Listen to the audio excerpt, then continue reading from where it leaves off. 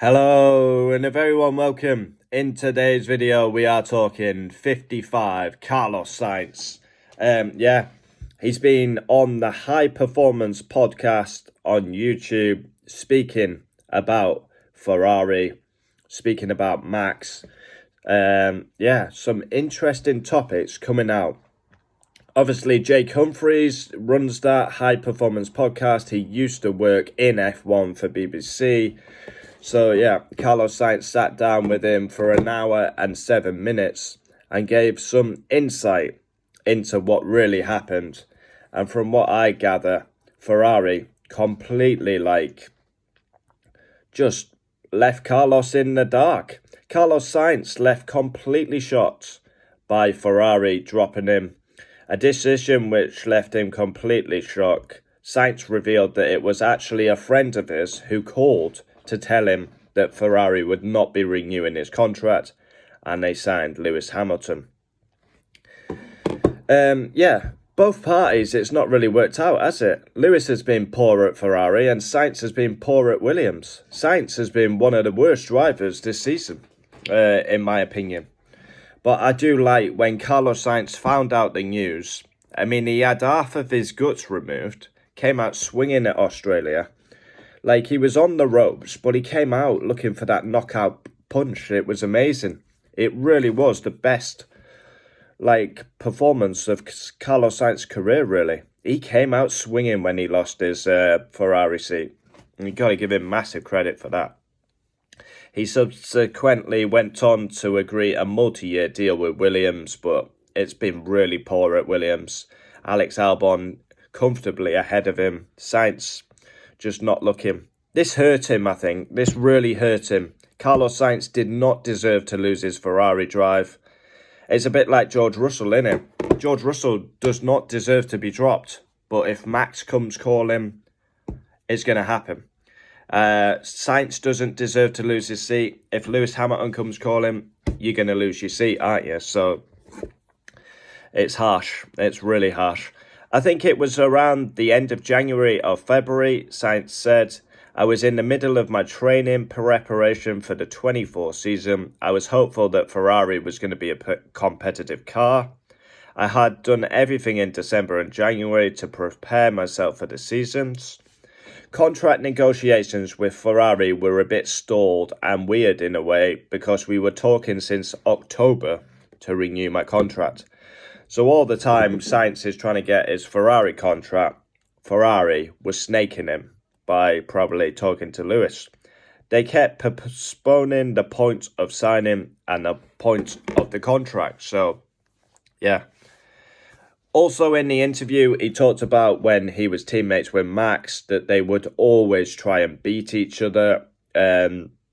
He spoke about them going in practice.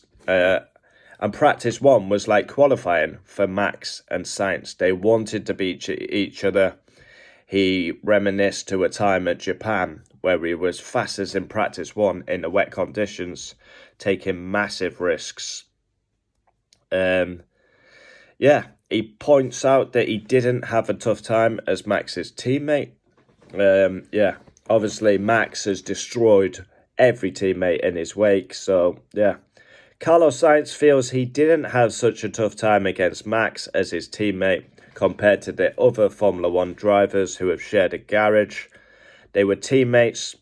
Max outscored Sainz 49-18 over the course of the season, during which the latter was plagued by several reliability problems. However, the Spaniard did hold the edge in qualifying. 10-9. In qualifying, Carlos Sainz beat Max over a season in qualifying. That's pretty impressive. Now, obviously, this was when Max was a rookie, but that's still pretty impressive. Obviously, many have struggled against Max. Everyone is having a really tough time being Max's teammate. I can only say when I was Max's teammate, I didn't have a tough time. I was obviously incredibly surprised how quick he was. And he's an insane driver. He probably going out to be the best in history.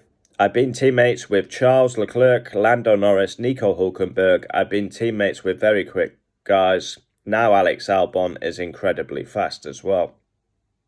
Yeah.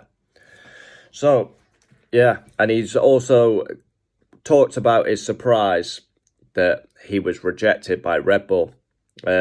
Obviously, Carlos Sainz used to be part of the Red Bull program. Toro Rosso, they kept promoting everyone. He went his own way. He went to Renault, McLaren. He's had a lot of teams, Carlos Sainz. Yeah, a lot of teams indeed. Williams Formula 1 driver Carlos Sainz doesn't understand why he refused an opportunity to return to Red Bull. Yeah, it did make sense for Carlos to go in the second seat at Red Bull. Yeah, Max and Sainz as teammates. The only thing I can say is I genuinely get on well with Max. This is what people don't see from the outside. We had a rivalry in our first year in Formula 1 in Toro Rosso, but it was relatively healthy rivalry. So if that's the reason, I don't understand why they wouldn't want me to put me next to Max. That would have been spicy. Obviously, everyone struggled in that second seat, haven't they? So, yeah. Interesting, Carlos Sainz is still hurting. He can't believe he was dropped by Ferrari. He's still hurting. And I think that's come into this season. Like I say, he found out Lewis was going to replace him. He came out swinging. Some of his performances were insane. That's the best we've seen of Carlos Sainz when he got dropped. He's come out this season. It's a new car, new team, new environment. He's been poor, man. He's been one of the worst drivers this season. I think he's been the biggest flop of the year, Carlos Sainz. Yeah, he needs to improve. Big time. Can't be getting beat by Alex Albon, Carlos. Adios.